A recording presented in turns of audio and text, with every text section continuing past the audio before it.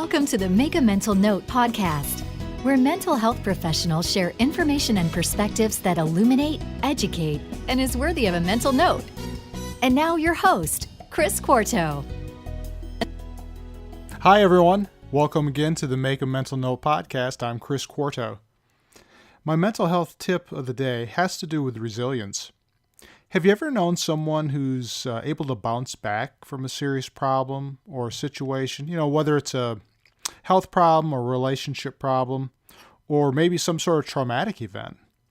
I think the words like adaptability, fortitude, survivor, those capture what these people are all about. Charles Darwin wrote, "It's not the strongest of the species that survive, nor the most intelligent, but the one most responsive to change." Well, the interesting thing is that resilience isn't so much a trait that people possess. Research shows that resilience can be learned and developed, but how is the question?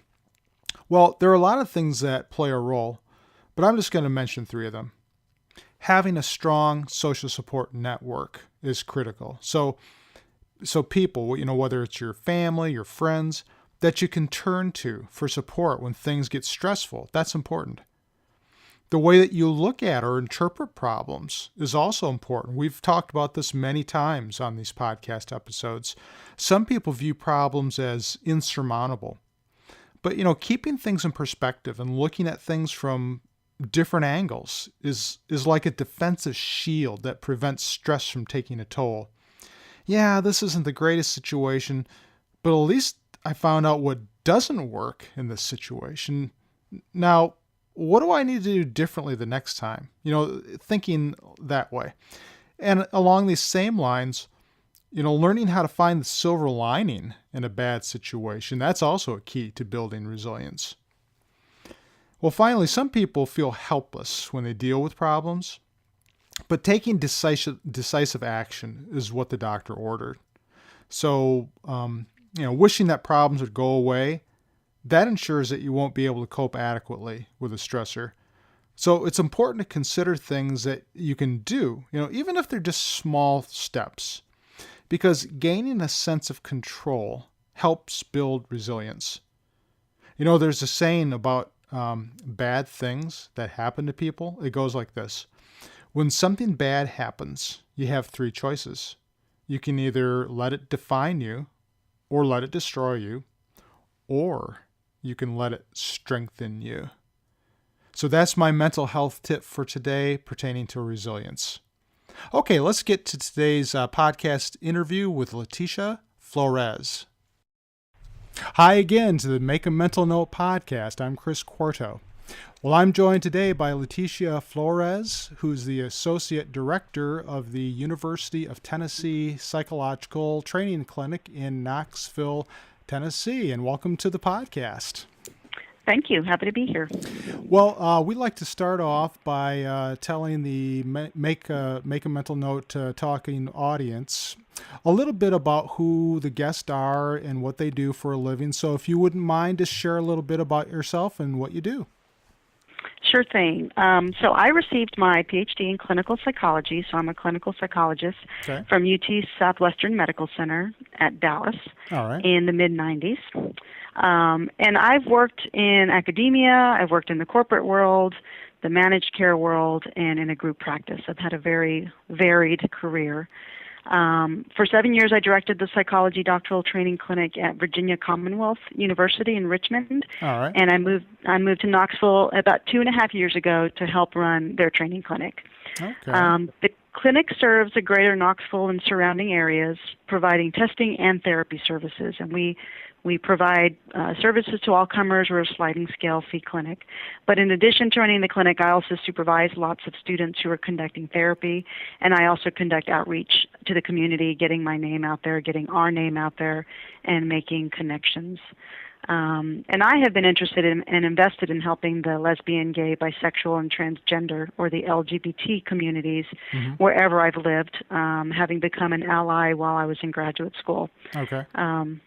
As you know, more than likely, going to school in the late 80s and 90s, when HIV and AIDS was ravaging the gay community, I got to know a number of LGBT adults and teenagers, and I really saw how stigma and discrimination really negatively affected health. And so that's kind of where I got my passion for this particular work. Okay. So you've had a lot of experience even before coming to the Knoxville area. You've had a lot of prior experiences providing services and in the education field as well. And I was just kind of wondering about your training clinic. It sounds like it's a like a community-based training clinic. Do you also see the UT students as well? Yes, we do. We're kind of like a sister clinic to the counseling center on most universities. So most universities serve the graduate and undergraduate students. They pay student fees, and so their services are free at a counseling center. We see students, probably about 20% of our clientele are students, and we see them primarily for ADHD testing or other kinds of psychological testing that they couldn't normally get at a counseling center. I see. And we also see students who they may have exhausted their sessions at a counseling center, or maybe they are out for the summer, or they are on probation and their student fees can't be used. So we'll see them here for a reduced fee for psychotherapy. Okay. Yeah, that's a nice service for them. And I bet that there are some students who may even feel more comfortable going to your training clinic as opposed to the counseling center, which I assume is probably right on campus, isn't it? Yes, yeah. That is a correct assumption. Some of them like to be a little bit off campus. They like that little bit more privacy. Yeah. And the other nice benefit of the training clinic is that there is no session limit. So we have had students in therapy here for a couple of years or a little bit longer, if they've got some chronic mental health issues or some life circumstances that have lasted for some time. We have the luxury of being able to see people for longer periods of time. That's nice. And I think it's not only a benefit to the students who are seeking services, but I assume for the students that you're training as well, for them to be able to see clients on an ongoing basis is a real nice opportunity for them too, huh? Definitely. They get to get a number of different modalities. They can work with somebody for the 10 sessions, they can do the manualized treatment, or they can do that kind of more in-depth long-term therapy. So I think it makes for a really great training model for our students here. That sounds great. Well, Leticia, tell us a little bit about why you went into this field. I mean, it's a fascinating field, but what's your story? Why did you go into this field? Yes, it is naturally fascinating to psychologists. I got into this field. I come from a family of teachers, and my mother was an elementary school teacher, and I grew up in San Antonio, Texas, and she worked in one of the poorest schools in San Antonio, where I grew up. And she and I are very close, and she was and still is an amazing role model for me. And she would come home and she'd tell me the stories of these very smart, very talented children who were failing in school. And when we talked more about why, she related how they would come to school hungry, or they'd be sleepy, or they might not have showered, and it was often because their parents were maybe drunk, or they were out all night, or maybe the parents weren't even there. There were lots of environmental issues and probably mental illness issues that went on in some of these families. That would lead these kids to fend for themselves. And so it was then that the seed, I think, was planted about how psychological elements like poverty or mental illness could negatively affect somebody's own mental health and potential. Right. So, I saw that my own upbringing had a direct effect on my ability to reach my potential, and I wanted to help others either create better environments for their loved ones or to help them overcome some of the problems that they may have suffered from because of earlier periods of neglect or trauma. Yeah. So it's neat because from a very early age, you learned, it sounds like, about economic and perhaps cultural issues that can impact people. And, bless your mom for having been a teacher. I'm married to a teacher, but for her to have to educate kids, some of these kids who come from these environments, and that can be quite challenging, I know. So I know that that's it's a wonderful thing that these teachers do, working with kids and trying to educate them when they come from some of these conditions. Yes, agreed. So, well, tell me now. You've tell us a little bit about the experiences that you've had working with clients, and you mentioned at the beginning of this podcast episode the LGBT population. Tell us a little bit about your work with that population, and perhaps some of the themes or some of the issues that tend to come up in your work with them. Okay, so I have generally, and I think probably because I've been in a university environment for the last decade or so, I generally have worked with young adults, or what we call transitioning adults, going from childhood to adulthood, yes, and older adults who are LGBT. I've worked with that population in particular, and I've worked with individuals who really run the gamut in terms of issues. Mm-hmm. Some individuals come in and they're struggling with the very notion of identity. They're either coming to terms with their sexual orientation or their gender identity, mm-hmm. And they are just trying to find words to put to their experience, and maybe looking for some support because they have had issues with not having support, and sometimes outright hostility. Yes. 2, having the individual who comes in who is completely out and is in a loving relationship with someone, and they're dealing with a parent who's got dementia, so it really depends. And sometimes people come in where the issue of sexual identity or sexual orientation or gender identity is the primary salient issue, mm-hmm. and then sometimes people come in and it's really just another aspect of their identity, but not the focus of treatment. Mm-hmm. And so that's been really interesting and a good lesson for me to constantly remember that whether one is LGBT is a part of their identity. Mm-hmm. And it can be the most important piece, or it really can be something that's not the focus of therapy. Mm.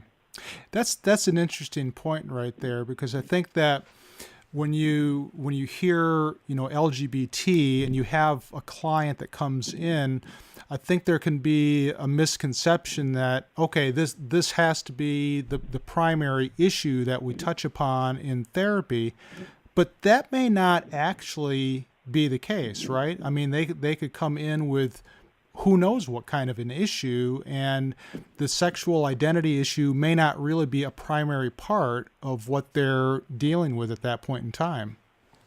Yeah, that's right. I think it probably depends on where they're living in a lot of ways. So mm-hmm. thinking about your podcast listeners, if somebody is living in, say, Seattle or Los Angeles, something like sexual orientation or gender identity may still be an issue, but it may not be an issue. But I think if you go to certain parts of the country where it's not as common a phenomenon, where people are not usually out, where there's maybe more kind of traditional values, where sexual identity and sexual orientation and gender identity are not necessarily talked about, that's really where you see more of the issues like depression or anxiety, because those individuals are really dealing with a social structure mm-hmm. that is not accepting, and that can be pretty painful for them to be living through. Right. So when is it that a person starts to wonder or question their sexual identity, Leticia? When does this usually start to happen? Is it before they arrive on campus? And what are some of the issues revolving around that whole question of, who am I and what kind of a sexual being am I, and some of those things? Yeah, great question. And as psychologists often say, it depends. Uh-huh. Sometimes a lot of individuals, when they come into therapy, they say, I always knew that, mm-hmm. I was different, or I liked other boys, or I Right. liked other girls, or I wasn't comfortable in my body. Uh-huh. There's some individuals who seem to have that knowledge very early on, and oftentimes their family can see that. I think it's just as possible, and we see this a lot on college campuses actually, when a student has lived in a particular area and they've lived a particular way and they've had certain kinds of beliefs, and they come to college and it's a completely different world, Right. where their ways of living and their ways of thinking are all being challenged, and usually in a good way, because that's the point of education, is Right. to challenge your notions. Sure. And I think for a lot of individuals, that's when a lot of these maybe questions or doubts come to the surface. And they probably have always been there, but the person has never really looked at them straight in the eye, so to speak. And so you do tend to see a lot of individuals who start to have questions about sexual orientation Yeah. or gender identity around college. And I was wondering, we're in Tennessee here, in the middle of the Bible Belt, so to speak, and I assume that at UT Knoxville you probably have a lot of people from out of state, but a good portion come from Tennessee. And I wonder if any of the clients that you've worked with, any of the college students, come from more religious-oriented families where, homosexuality is frowned upon, and if that figures into trying to figure out who am I, who I should become, these types of things. Yeah, I think that yes, that is definitely the case, and it's probably, I think, how most people would consider Tennessee and the Bible Belt, that there is often a friction and a tension, and I cannot deny that is an issue here. I will say I have met a number of individuals, both young adults and older adults, who have found ways to resolve their religious beliefs with their sexual orientation, their gender identity. I was kind of wondering about that. How does that work?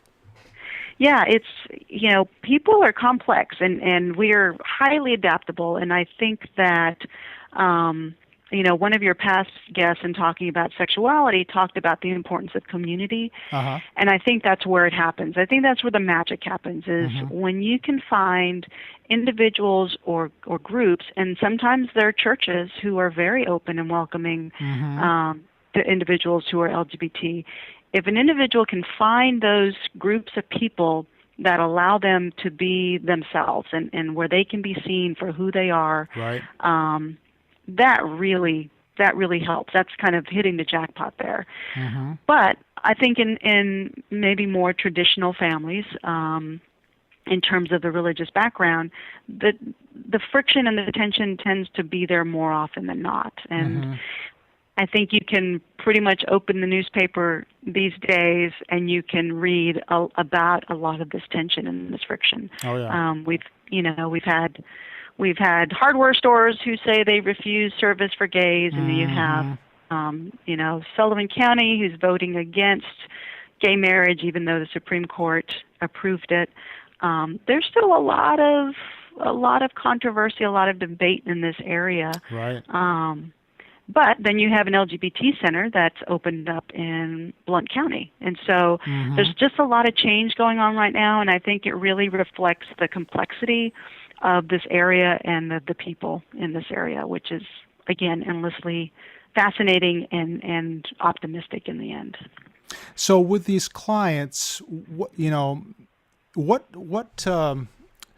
types of problems do you see in terms of that kind of go along with these issues that they're struggling with? Do you find that they're experiencing any particular feelings or things that are causing them problems, either academically or relationship-wise? What are some of those feelings that they're struggling with, Leticia?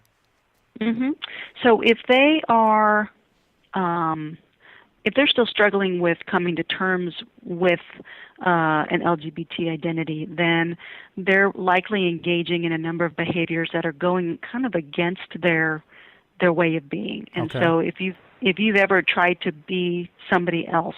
That's going to create a lot of anxiety. It's going to create a lot of depression, feelings of alienation. We hear about students or young adults and even older adults who are trying to date somebody that they're not sexually attracted to, right? Or trying to be more masculine or more feminine, even though that's not how they experience themselves. And so anxiety, depression, alienation, and then often what comes along with that is substance use, because they are trying to escape from those very feelings that they're having. So that's a pretty common experience for people who are struggling with coming to terms with their identity. For those who are pretty comfortable with that, they may still be struggling with harassment or bullying or isolation in the community or in the families. You have lots of people who might be rejected or thrown out of their house by their parents, or relationships are ending, or they're otherwise, being rejected by their social group. And so those will bring similar, I think, experiences of sadness and anxiety, but it's at that point it's coming from an external source versus an internal. And so, it looks slightly different, but it's still those elements of just not feeling good about your life or about your circumstances. Boy, just think about all those changes people are experiencing at this age. I mean, just normally from a developmental perspective, people are going through transitions. Just generally speaking, they're trying to figure out who they are, the whole identity issue, and then add on top of this, who am I as a sexual being, and all these relationship issues like you were talking about, perhaps with the family tension or whatnot. And with all of this going on, they're supposed to still be a college student and still do their studies. And it kind of reminds me what you were saying with your mom earlier on, with, in this case, the poverty condition, but in this case, something different. But it's the same thing where there are all these issues that are going on, and they're still expected to do well academically, and that's got to be really challenging for these students. And so I assume that having the support that your clinic provides to them, and any types of organizations that might be available to them on campus play a huge role. Yes, very much so. It's so valuable for them to be able to talk about these experiences with someone or a group of someone's who really understand it and who can sympathize and help them to blow off steam. You're right. I think you also do some ADHD testing, and you probably see where an individual comes in and they say, I think I have ADHD. And when you do testing, you find out, well, maybe you're depressed, or maybe there's something else driving this. Same thing happens here. You have students who come in and they're having these academic issues or sleep issues, and they think it's one thing. But then when you kind of scratch the surface a little bit more, oftentimes these notions of identity, who am I going to be, compared to who my parents want me to be or who society wants me to be, you really start to see that internal struggle there. Do you find that some of these clients, as part of this identity, is trying to figure out who am I, on the one hand, they've had these feelings toward same-sex people, but on the other hand, they're getting messages from parents or maybe other people about dating an opposite-sex person, and so they maybe try to do that, maybe to fit the role of what they should be, the heterosexual person, but finding inside, this just doesn't fit for me. This doesn't feel right. And I'm still really attracted to the same-sex person. Is that a common part of this identity development for the LGBT population? Yes, I think for individuals who eventually identify as gay or lesbian, they try it out because they're supposed to, right? Put in quotes. They're supposed to be attracted to the opposite sex. And then when it doesn't feel right, particularly if they're still kind of dealing with some of these other messages they've been given early on, they think that there's something wrong with them rather than this just not being a good fit. And it's the same for someone who identifies as bisexual, because that person might actually be attracted to both, for the same sex and the opposite sex. Sure. And bisexuality is even less discussed and talked about in society. So I think it can be very confusing for young people when they're trying to clarify and articulate what exactly is going on with them, when they have these very rigid templates about how we're supposed to be and who we're supposed to love. Right. And I think similarly, a lot of things happen with the gender identity. So if you have an individual who is trans or is gender nonconforming, but the world is saying, well, you were assigned male at birth, and so you should be this masculine guy, or you're assigned female at birth, you should be really interested in these feminine things. A lot of those individuals experience kind of a similar tension, because it's like an ill-fitted suit, is what I often say as a metaphor. It just doesn't feel right. How often do you find, Leticia, that these clients have experienced discrimination in their lives? I think a huge percentage of them have experienced discrimination. And for some of them, when it happens at the first place, a lot of them will shut down at that point, and they say, it's just not safe for me to express who I am because it's not worth feeling that.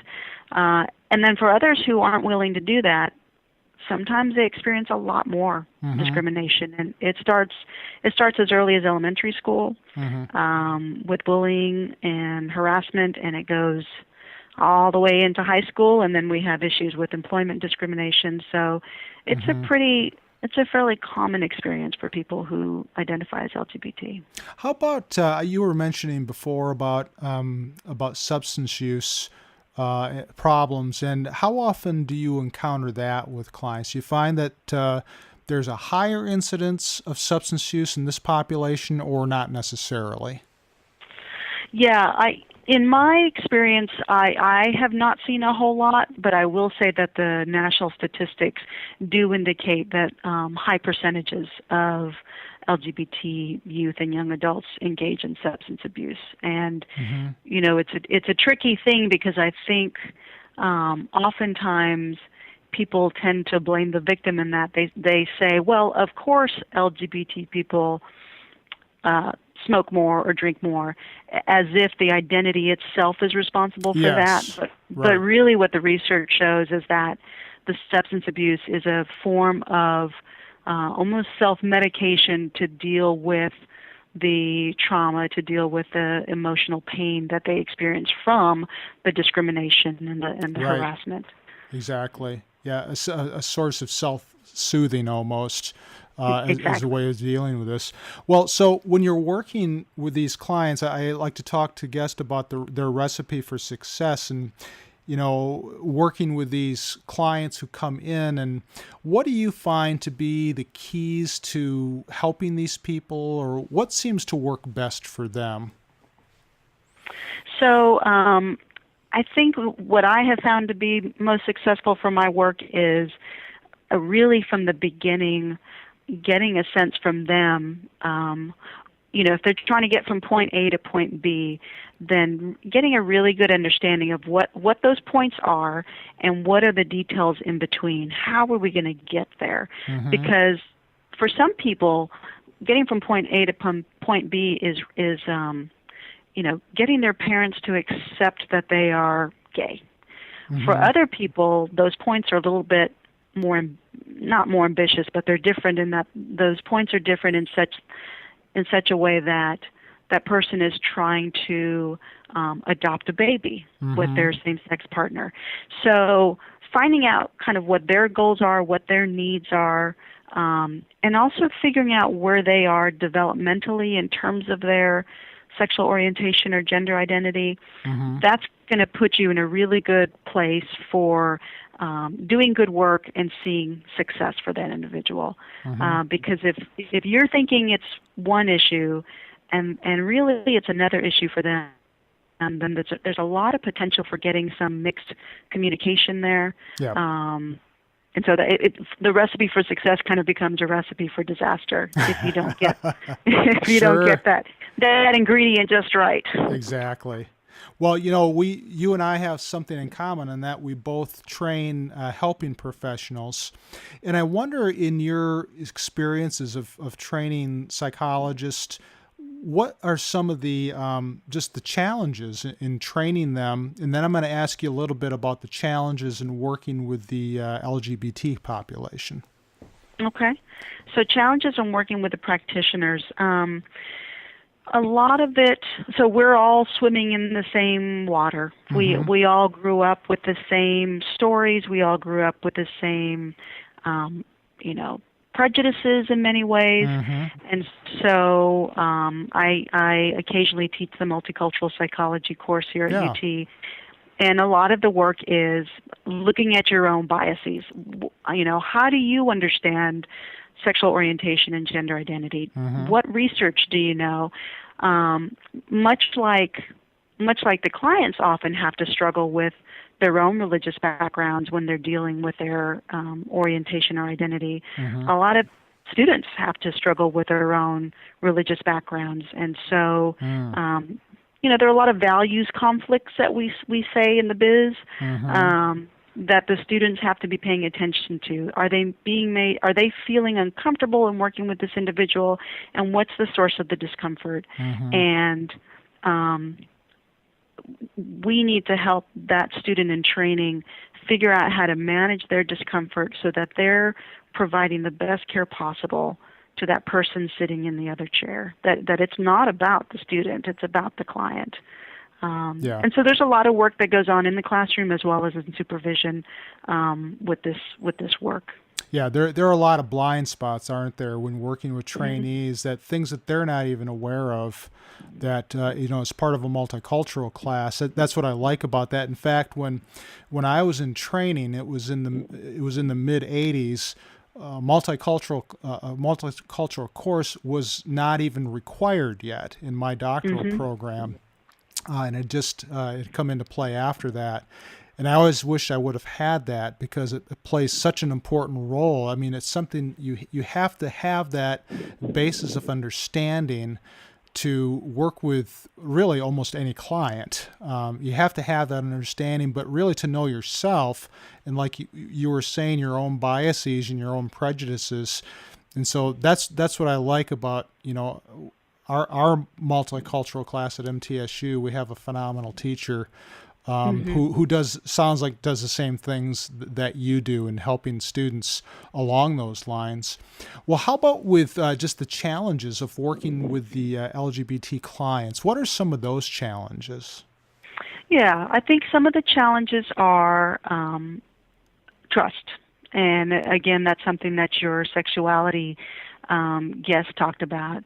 A lot of these individuals have encountered discrimination. They've been harassed. They've been met with hostility, and so they need to know that when they come in to see me or whatever therapist they see, that I'm going to be somebody who's going to understand what they're going through, or at least I'll be making the best effort possible to understand what they're going through. And so I think those challenges are tough. I do not identify as LGBT. I consider myself an ally, but sometimes LGBT clients would feel much more comfortable seeing somebody who also identifies as LGBT. Right. So there's a little bit of a challenge there. Do I really get it? Am I going to be a true ally for them?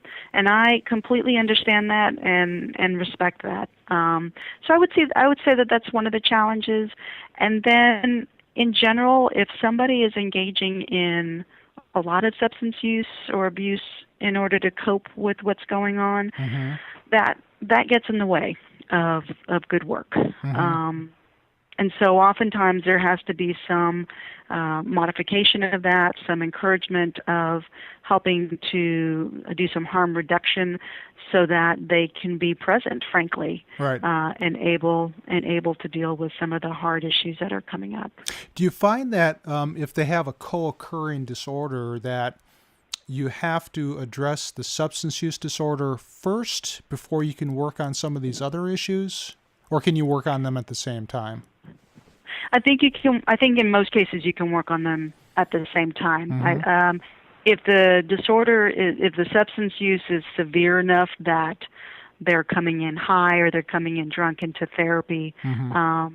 Or they're engaging in some risky behaviors while they're altered, then I think some hard lines have to be drawn at that point. Mm-hmm. But at a certain point, if as long as it's not severely impairing their work or their relationships, it is a coping skill that they're engaging in, and so I think you can get some good work done at that less than severe point to, equip them with other skills so that they can eventually start to reduce their use mm-hmm. of substances. Mm-hmm. I was just kind of curious as you were talking about the challenges of the graduate students. Part of this I think is not only educating them about their own biases and their prejudices, but maybe just kind of educating them, generally speaking, about this population. And I'm wondering if you have a recommendation for any kind of a book or any kind of a resource that the listeners might be able to look at or read or listen to, whatever it may be, to kind of help them learn more about this population. Yeah, that's an excellent point. Thank you for bringing that up, mm-hmm. because I do think, I was probably one of the first cohorts that had a multicultural course going to school. And so I remember going through it and thinking, oh my gosh, I know nothing about the world. Right, exactly. I need more life experience. And so I do think there are some good resources out there. There's actually somebody at Rhodes College, the last name is Testa, who has just released a book on transgender identity, and it's kind of a workbook that can be used with children as well as adults. Okay. I think the American Psychological Association has a lot of wonderful resources on their website about mm-hmm. LGBT individuals. But I will say that in my course, because I did it for myself, a lot of education I think can be done informally by reading memoirs, reading just personal accounts of somebody who's going through something like this. There are a ton of movies out there, and mm-hmm. really looking at literature and movies that are not necessarily written for you and me, mm-hmm. And I'm making an assumption here mm-hmm. about your sexual identity and gender, sexual orientation and gender identity, but really written for the LGBT population, because there are lots of terms, there are lots of social circumstances that are not part of the straight or cisgender culture. Mm-hmm. And it's fun. It's fun to go see movies. It's fun to see comedies, dramas, and I think being able to see that human lived experience aspect of someone who's LGBT oftentimes is much more educational than reading a research article. Right. Yeah. And to really to understand that we all have things in common. Everybody has bills they have to pay. Everybody, people go to work, people go to school. So we have all these things in common. And I guess that's the thing I always struggle with people who are prejudiced or bigoted is that, why don't we try to focus on the things that we have in common as opposed to our differences and try to get along with one another. It's if we could do that, it would be a much more peaceful world, I think. So. Yep, we're all sons and daughters, and many of us are parents and siblings, and I think once people realize that those family members and those friends might be LGBT, it really changes the game. It sure does. That's a good point right there. Well, this last part of the interview is what I call make a mental note, and I like for the guests to give suggestions or tips to the audience members about things that they can do to improve their mental health, whether or not it has to do with our topic for today. Is there anything that comes to mind for you, Leticia, that you might be able to share with the audience that might help them with their mental health? I think cutting ourselves a break is a really important one. I think that the world is a very complex place now. I think it feels pretty crazy for people right now, and there's a lot of fear and anxiety.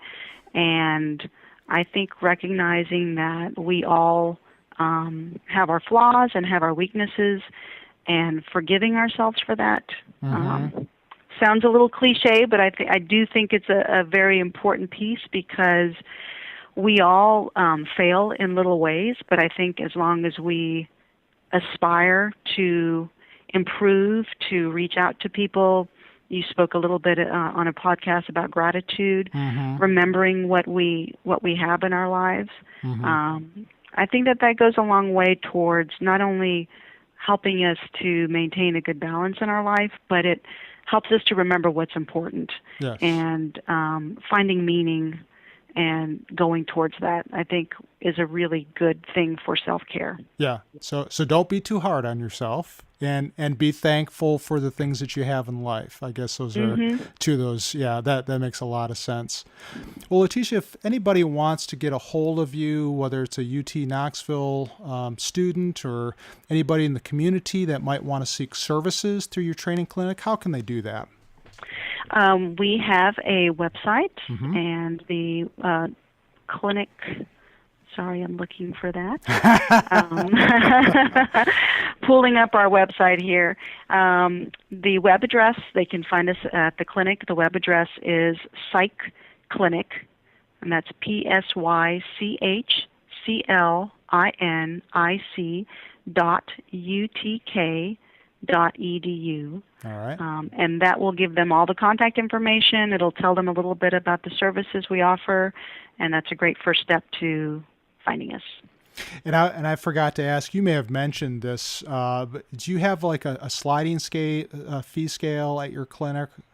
I couldn't remember if you said that or not. Okay. Yes, we do. We don't accept insurance, and we do a sliding scale fee, so we will work with people's financial means to enable them to get services here. Okay. Well, Leticia, thanks so much for joining me today. This was very informative, and I think that this is going to be very beneficial to our listeners. It was a real pleasure, and thank you for being interested. Okay, thanks.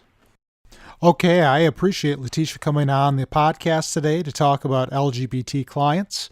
And I think my takeaway is, exploring and identifying sexual orientation and identity. It's a developmental process, and sometimes LGBT clients experience harassment and discrimination throughout the course of this process. And of course, that can create problems for them socially and psychologically, and of course, motivate them to seek out counseling services. So it's nice that there is a place like the UT Psychological Training Clinic to provide counseling services to these clients. Now, here's my question for the day. What should students in training do to prepare themselves to work with LGBT clients? Well, Leticia provided a lot of good suggestions along these lines. Students, obviously, they need to educate themselves about the population, but beyond that, it's important that they identify their beliefs, their prejudices, and biases. Like, how do students understand LGBT clients? And perhaps because of their own upbringing, students will experience values conflicts that'll need to be addressed either prior to seeing these clients or at least during supervision. And then for students to identify the source of their discomfort in working with LGBT clients. That's also an important factor that Leticia had mentioned. Well, if you'd like the show notes from today's podcast episode, then please visit my website, chrisquarto.com. Also, did you accept my challenge last week and tell at least one person about the Make a Mental Note podcast? And if not, how about telling someone about it today? Or if not today, sometime this week. They can access the podcast by typing the words Make a Mental Note Podcast iTunes in Google, and that link will take them right to the podcast website where they can listen to this episode or any of the episodes prior to that. Well, thanks again for listening, and have a great rest of the week.